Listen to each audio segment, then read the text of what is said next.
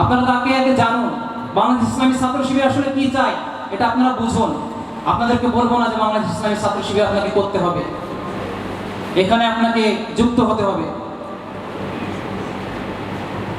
আপনারা পড়াশোনা করুন, জানুন, বুঝুন, তারপর আপনার যদি ভালো লাগে, আপনার যদি মনে হয় না আমাকে যদি চরিত্রবান থাকতে হয়, আমাকে যদি মেধাবী হতে হয়, আমাকে যদি আমলদার হতে হয়,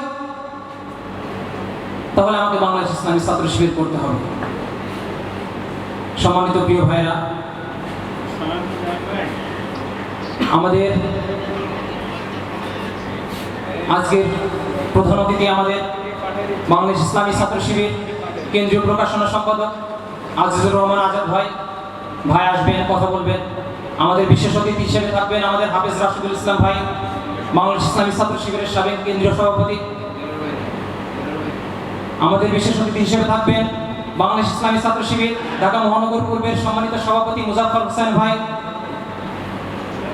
আমাদের মঞ্চে উপবিষ্ট আছেন বাংলাদেশ জামাত ইসলামী ঢাকা মহানগর দক্ষিণের কর্মপরিষদ সদস্য, ধানমন্ডি অঞ্চলের সহকারী পরিচালক আব্দুর রহমান আঙ্কেল, তিনিও কথা বলবেন।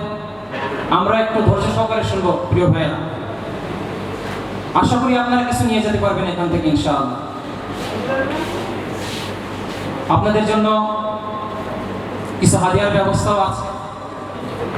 আপনারা প্রোগ্রামের শেষ পর্যন্ত থাকবেন, আমাদেরকে সহযোগিতা করবেন এবং এই প্রোগ্রাম যেন সুন্দরভাবে বাস্তবায়ন করতে পারি সর্বাত্মক সহযোগিতার মাধ্যমে আপনারা শেষ পর্যন্ত উপস্থিত থাকবেন ইনশাআল্লাহ।